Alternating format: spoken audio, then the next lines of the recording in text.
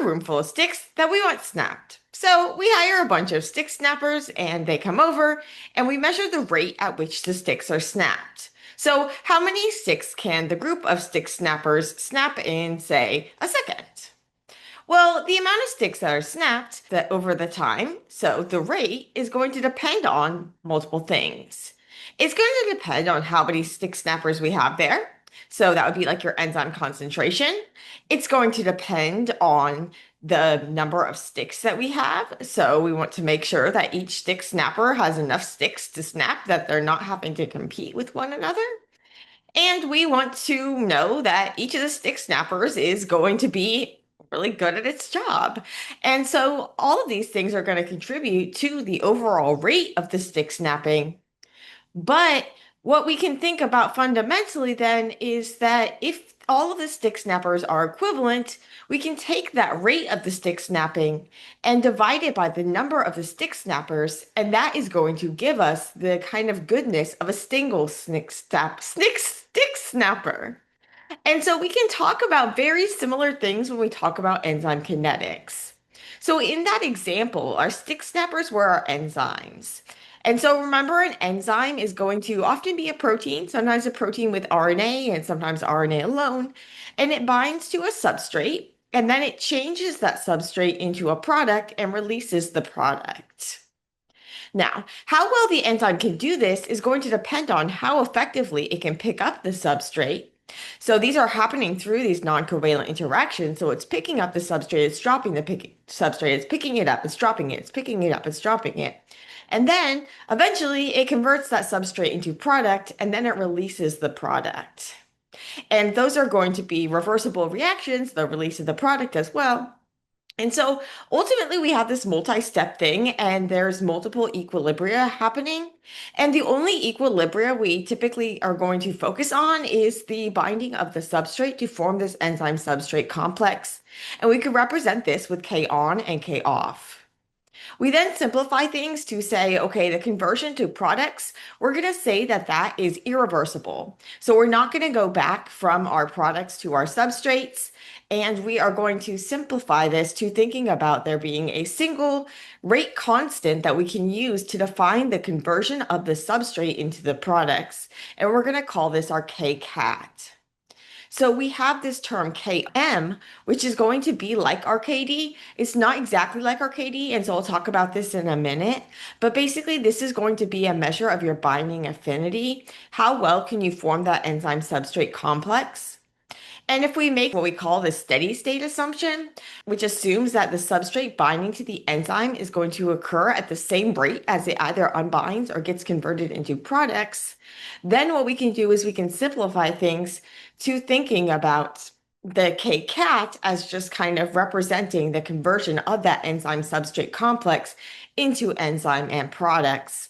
And we don't need to worry about all those kind of intermediate equilibria.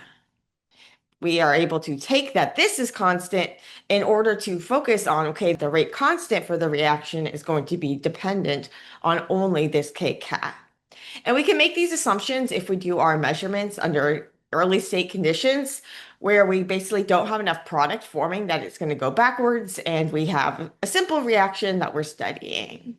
You know, when we talk about Michaelis-Menten kinetics and the associated Michaelis-Menten equation, there's going to be a lot of mathy looking things. I do not need you to worry about the math for the context of this class, so I'm not going to have you do any calculations or anything like this, but rather focus on what these different constants mean. I'm going to be using the word constant a lot, but when I talk about constant, what I'm referring to for these is going to be the enzyme with a particular substrate under certain conditions. And so the kcat and the km, although we refer to them as constants, they're going to change if you say change the pH potentially, if you change the salt concentration. And so the km and the kcat are constant for the given enzyme substrate reaction under the given conditions. And so a different enzyme will have different kinetic constants depending on the conditions. And for different substrates, these will vary widely. And so an enzyme might have really, really good constants for one substrate and not so good ones for another. And the enzyme might work better under certain conditions. And all of those are going to show up in the kcat and the km, but they're constant under those different conditions. So I'm just going to use that word constant pretty loosely, but keep that in your head that it's constant for this enzyme and this substrate under these conditions. And when I talk about conditions, I'm talking about like salt and pH. I'm not talking about the concentrations of enzyme or substrate. There are a variety of assumptions that need to be made in order to use the Michaelis-Menten equation, and it doesn't work great for all enzymes, but it's a good kind of initial first step. And the assumptions that I really care about you knowing are the steady state assumption, where the concentration of your enzyme substrate complex is constant, and the fact that the reaction isn't going to go in reverse. There are some other assumptions and experimental constrictions as well, but the bottom line is you take these velocity measurements under conditions where you have a really low concentration of your enzyme, you're measuring the initial velocities.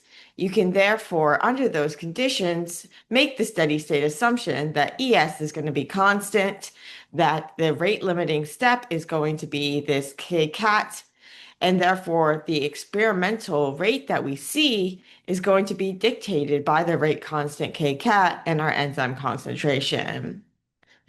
If we make these simplifications, then we can have our equations simplify out to the form of the Michaelis-Menten equation you often see to solve for the initial velocity at any point in time, given the kinetic parameters, or to find the kinetic constants based on initial velocity data.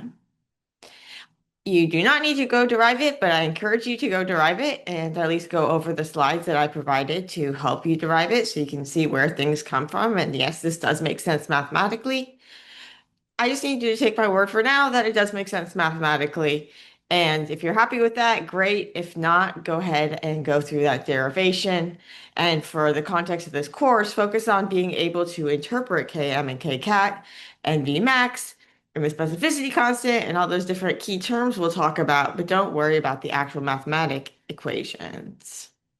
And so if we take those assumptions, we can use what we call Michaelis-Menten kinetics in order to measure a rate and deduce the Km, so that measure of kind of affinity, and the kcat, the measure of the ability to actually turn that substrate into product once that substrate is held onto.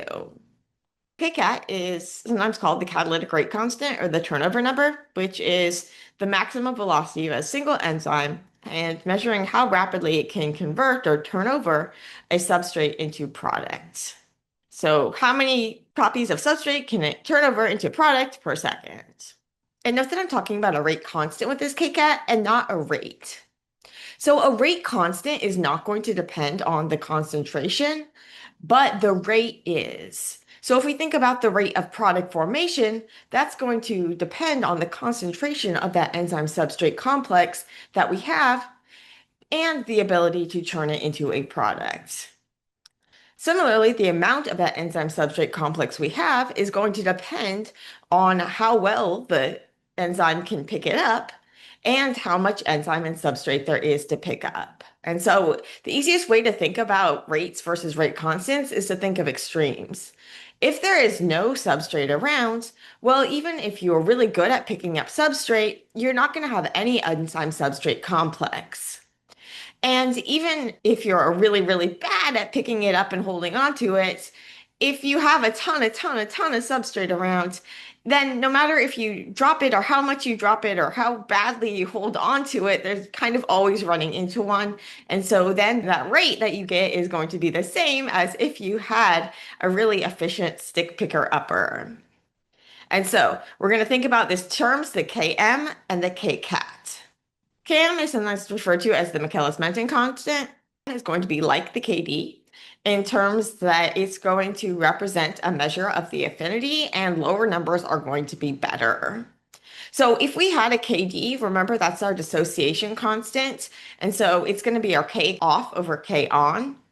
And so the smaller the number, the better. It's saying you need less of this binding partner around in order for half of you to be bound. So the Km is going to be looking at that, but it's also going to be influenced by the kcat, that turnover rate, because the enzyme substrate complex, it can either basically unbind to form enzyme plus substrate, or it can get converted into enzyme product. But we can often make the assumption that this step is going to be a lot slower than this step. And so we make this simplifying assumption that Km is pretty much equivalent to Kd. So that's not strictly true, but for Michaelis-Menten kinetics, we can kind of take that assumption that the rate constant for our reaction is going to be equivalent to this kcat. And then we don't need to worry about the K on versus the K off if we are at really high substrate concentrations. And so if we are at really high substrate concentrations, what happens is that we get our maximum velocity. And so if we take a bunch of stick snappers and we measure the rates at which they snap sticks at a variety of concentrations, they're going to plateau at some value where they're working as hard as they can. And even if you gave them more sticks, it wouldn't matter because each stick snapper is working as fast as it can. And so each stick snapper is basically at their maximum. And so then we get the maximum velocity or the maximum rate. If we divide that by the number of stick snappers, so our enzyme concentration, well, then we get the kcat. So the kcat was that rate constant. The velocity is a rate. And the kcat, that rate constant, is going to measure how well a single stick snapper or how well a single copy of an enzyme can turn over one molecule of substrate to a molecule of product. And so commonly kcat values are around 100 to 1,000 per second, which means that each enzyme is turning over or basically converting substrate to product hundreds of times per second, so hundreds of substrate molecules per second. Some are even faster, so that carbonic anhydrase that I mentioned in the other lecture, that can combine about 1 million carbon dioxide molecules with water to make carbonic acid per second. And there's this term called the rate enhancement, and that tells you how many times faster the reaction is in the presence of an enzyme versus in the absence of the enzyme. So kcat over k non. And these can vary from about 10 to the 7th to 10 to the 19th. And so with carbonic anhydrase, it's about 10 million times faster than it would happen on its own. So we get this kcat by taking that vmax and dividing it by the enzyme concentration. And that is only one of the critical values that you can get from one of these, what we call Michaelis-Menten graphs. And the other critical value is going to be the Km, which is going to be the concentration of substrate that gets you to half of the maximum velocity. If you're really, really efficient at picking up your substrate, so you pick it up really well and you hold on to it really well, then you don't need that much substrate around for you to be working at your half maximum. But if you're really bad at picking up the substrate or you keep dropping it, then you're going to have a lot of substrate around so that you keep bumping into it in order to have enough productive interactions that you can reach your half maximum velocity. And so a lower Km is going to be a higher affinity and a higher Km is going to be a lower affinity, similarly to what we saw with the Kp. So the key information we can get from one of these what we call Michaelis-Menten graphs is going to be the kcat and the Km. We get the kcat indirectly by taking the maximum velocity, the Vmax, which we can get directly by looking for the plateau, and dividing it by the concentration of our enzyme. That'll give us our kcat, our rate constant, instead of just our Vmax, our rate. And the concentration of substrate that gave us that half Vmax is our Km. So this is a Michaelis-Menten graph. How do we get this? Well, we need to take individual measurements of that initial velocity of product formation at different substrate concentrations and plot those out. So we have to do a number of experiments where we take enzyme and we measure the rate of product formation over time at different substrate concentrations. So each point on this graph is going to represent the initial rate from a different experiment, measuring the product formation over time at different substrate concentrations. So we have a reaction progress curve where we have the product formed or reactant consumed, whichever is kind of easiest to measure, on our y-axis versus time on our x-axis. And then each of these plots is a single substrate concentration. We can use that to calculate the initial velocity. We then plot those initial velocities at the different substrate concentrations. That's going to give us our Michaelis-Menten graph.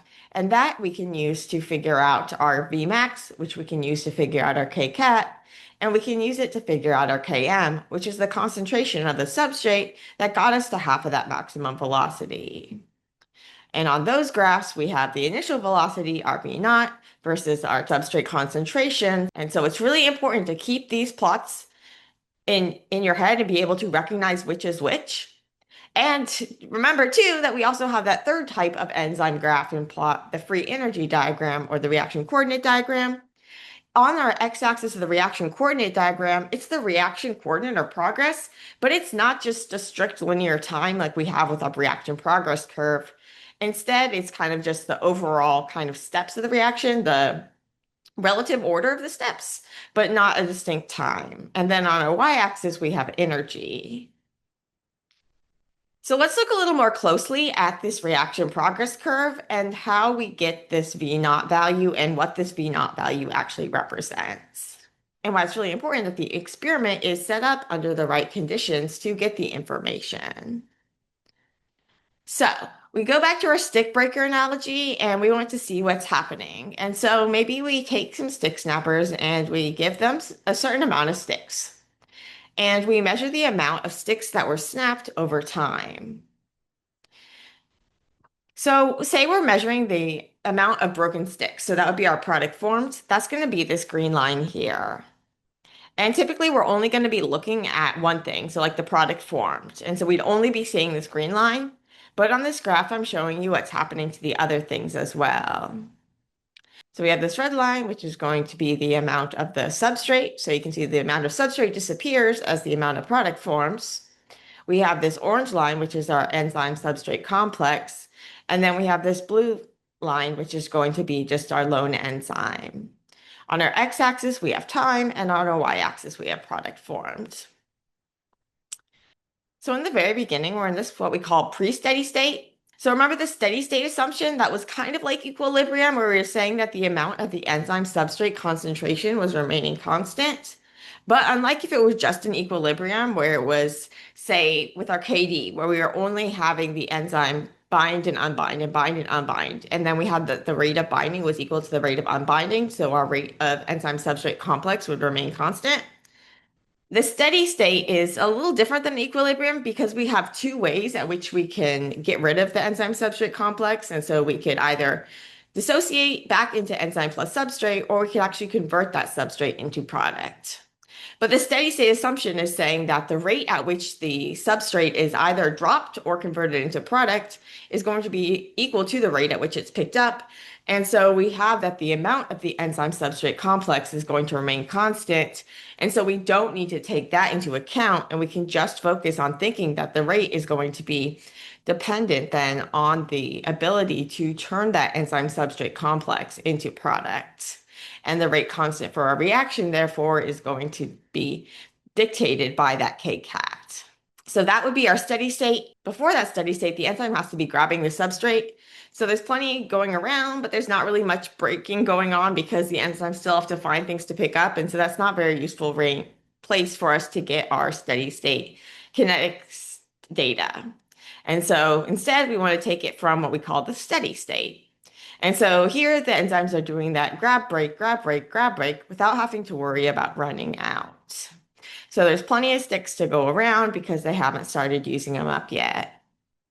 And it's a steady state where we want to look for Michaelis-Menten kinetics.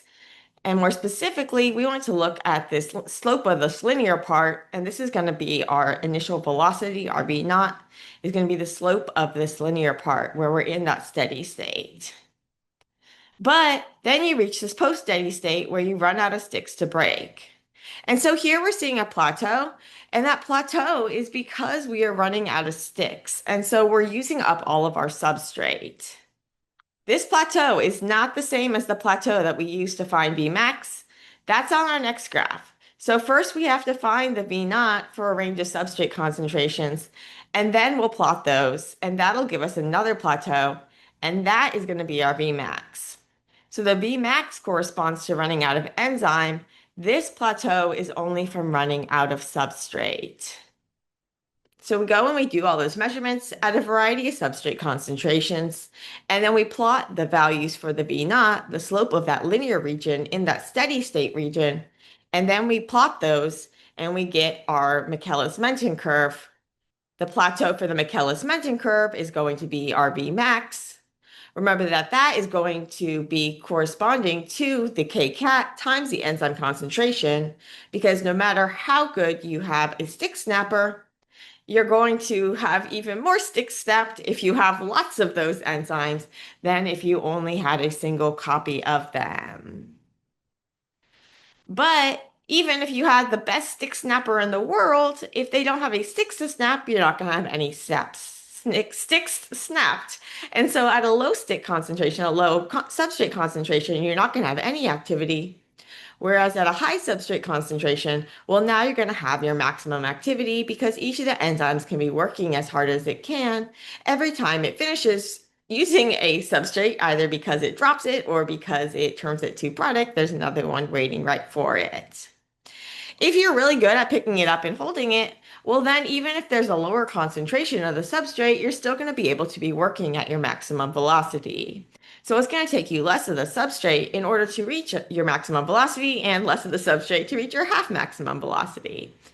And the concentration of the substrate that gets us to our half maximum velocity is going to be the Km. If you have a higher affinity for that substrate, you're going to have a lower Km. And if you have a lower affinity for that substrate, you're going to have a higher Km.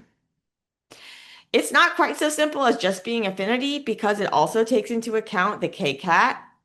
But we typically simplify things, and for the sakes of this class, we're going to simplify things to thinking about that Km as a measure of the affinity for the substrate.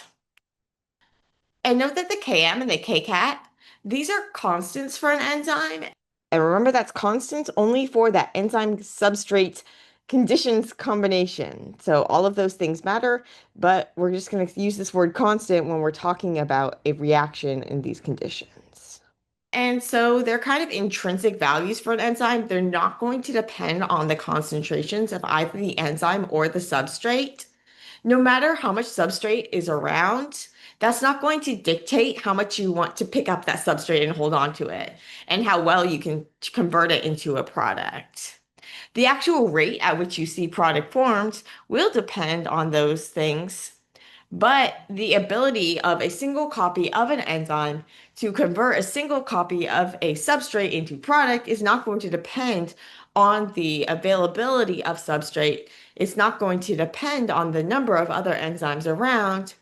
And similarly, the ability to pick up and hold on to it, or the kind of probability of picking it up or the probability of dropping it, is not going to depend on the concentration of the substrate around. And so the Km and the kcat are going to be constants.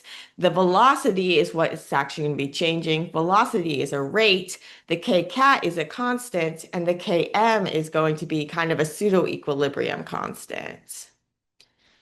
So to review these key terms, we have our Vmax, which is our maximum velocity of some amount of enzyme. That's a rate, not a rate constant. So typical units are going to be something like molarity per second. Our catalytic rate constant, or sometimes this is called the turnover number. This is our kcat. This is the maximum velocity of a single copy of an enzyme. It's a measure of how rapidly an enzyme can convert bound substrate to product. This is a first order rate constant, and so the typical units are going to be like per second. Km, our Michaelis-Menten constant, that is more of a measure of affinity, although remember it's not purely a measure of affinity because it is also influenced by kcat.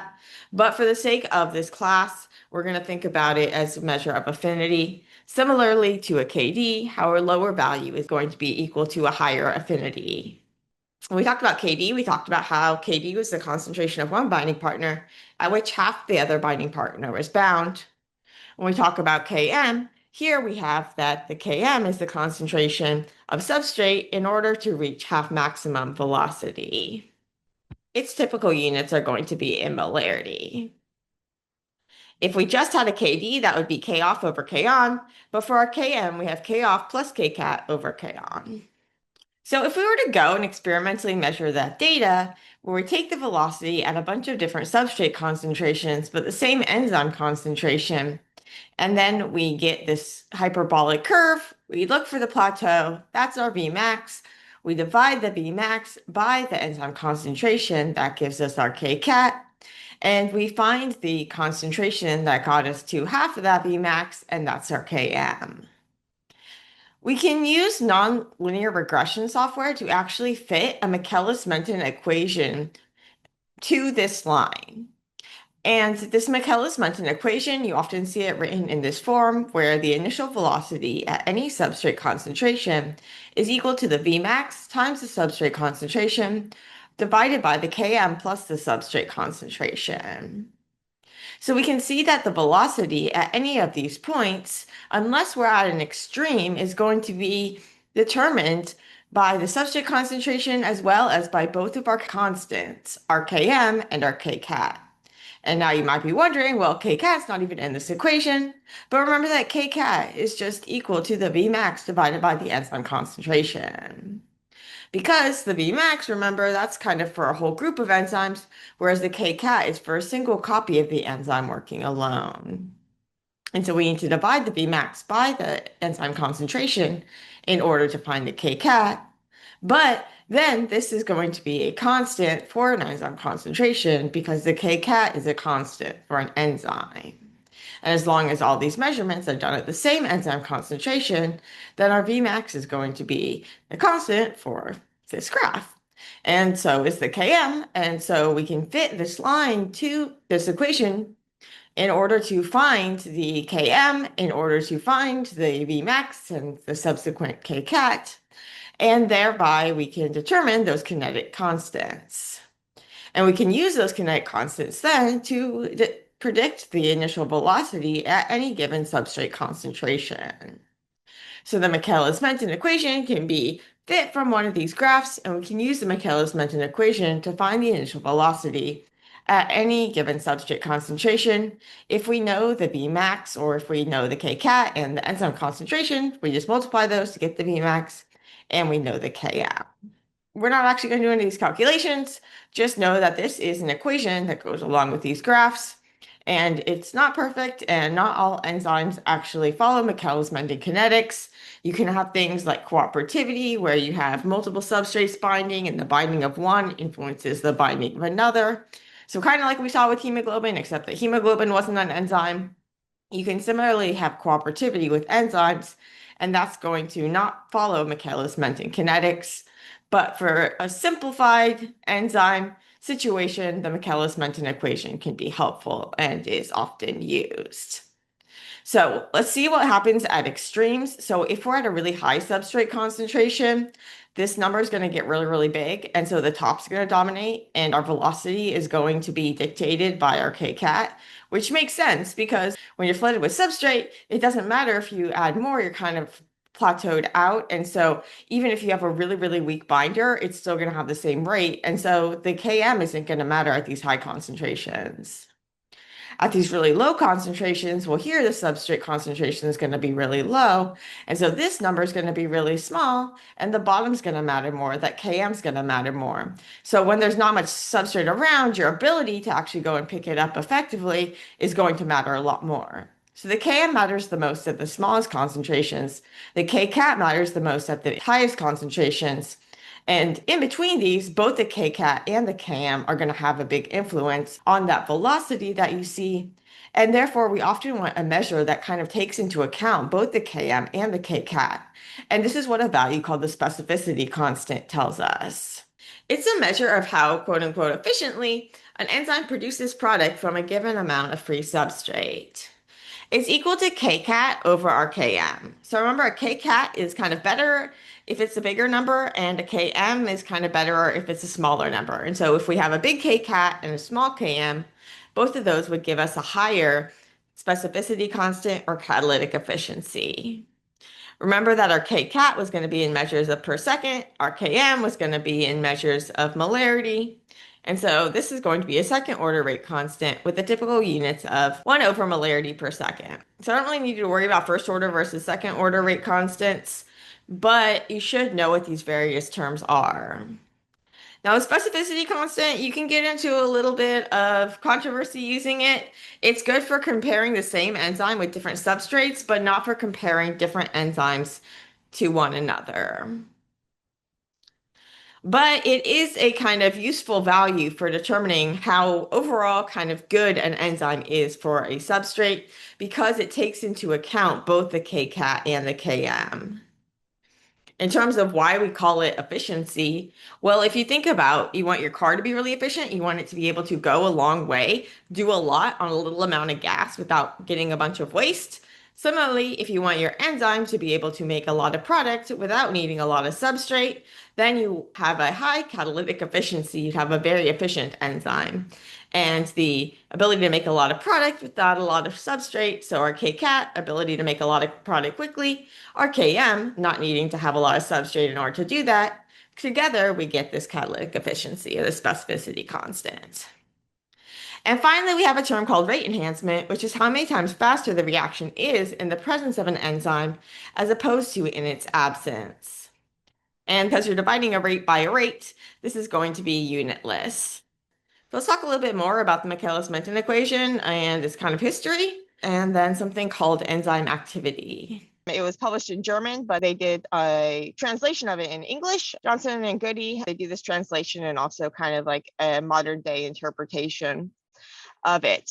But I always like to bring up Maude-Menten because not many equations are named after women. And so it's nice to have one of the most important equations in biochemistry come in part from a woman. And she's a phenomenal woman at that. In the olden days, and they're still used a lot, but they were used a lot more before we had such sophisticated nonlinear regression tools. There's this thing called the Lineweaver-Burke plot. Basically, what you do here is instead of doing substrate against your velocity, you are doing 1 over substrate against 1 over velocity. This is going to give you a line, and the intercepts of the line are going to tell you things. Minus 1 over km, this is going to be your x-intercept, and then 1 over vmax is going to be your y-intercept. Problem with these is that points that are far from the origin, so when you have, so remember this is 1 over substrate, so if you have a really small amount of substrate, it's going to be big. When you have a really small amount of substrate, it's going to be a big number over here. These ones over here, if you think of physics and like kind of a lever, those would be kind of pulling your curve, and they can have a big impact. And because you're doing such small substrate concentrations, they're also often sources of large error. So these can be a problem. Where they can come in really handy is for trying to figure out what type of inhibition you're using. And so we'll talk about inhibition later, but inhibition, there are basically different types of inhibition and they leave different types of evidence, and they can either change your apparent affinity or change your velocity. And so because we can see those points on these graphs, we can then see those evidence in these Lineweaver-Burke plots of these different types of inhibitors. But you can also use nonlinear regression to figure out types of enzyme inhibition as well. A final note is that when we talk about enzymes, we often talk in terms of activity units. An activity unit is basically whatever people define it to be. And so it has to be, it's like under these specific conditions, then like this buffer or whatever, this activity corresponds to like the conversion of 1 mole of blah, blah, blah to 1 mole of blah, blah, blah in blah, blah, blah minutes or something. And so you have this specific kind of thing that defines the unit, but it can be different. It has to be different for different enzymes because different enzymes do different things. So if you have a stick snapper, it would be like this much stick snapped in this many minutes. Whereas if you have a tile layer, it would be this many tiles laid in this many minutes. That is their activity. It's kind of like a measure of just like how much stuff gets done. So the more work that gets done, the more activity you can say it has. But what about like how much enzyme it actually took to do that activity? Well, that gets to a term called your specific activity, where you divide the activity or by the amount of total protein. So basically you're dividing it by mix protein.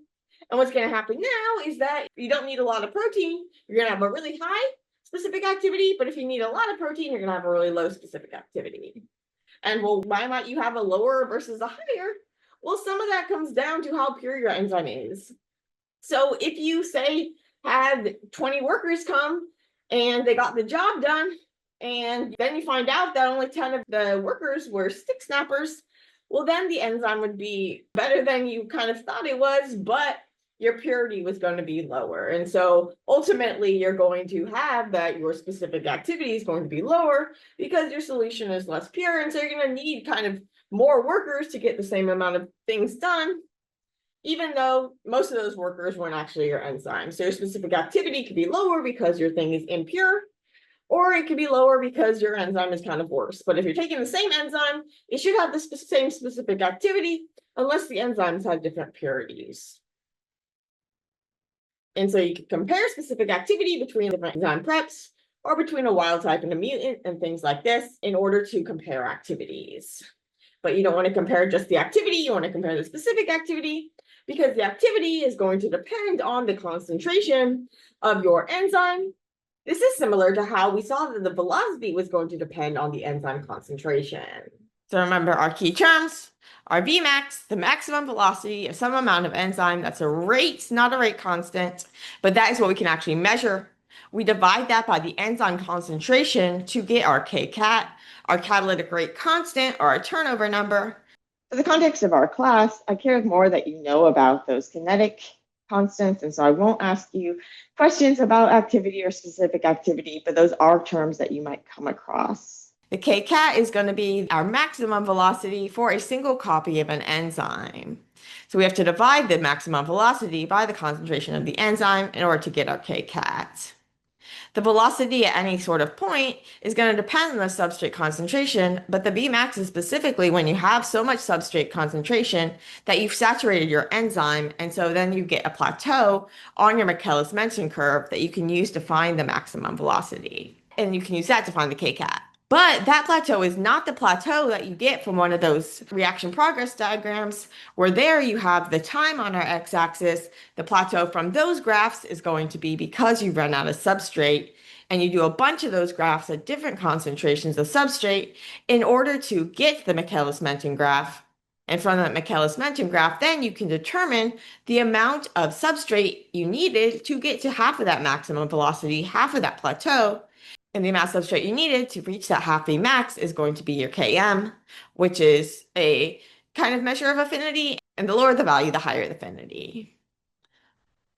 To think about how kind of good overall an enzyme is, we want to take into account both the kcat and the Km. That's going to give us what we call the specificity constant or catalytic efficiency, our kcat over our Km, and bigger numbers are better there.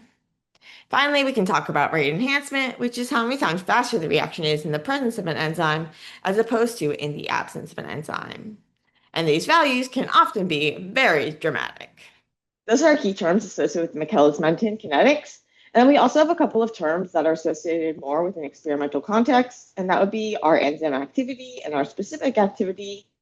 The enzyme activity is kind of like the total amount of work that gets done, whereas the specific activity is looking at both the enzyme activity and the purity, and it's the extent to which a certain amount of a total protein can catalyze a certain reaction under a certain time, under specific conditions. But the key thing with the specific activity is that you're actually dividing it by the total mass of protein, and that total mass of protein might not be pure enzyme. And so the more of it that is your enzyme of interest, the higher the specific activity.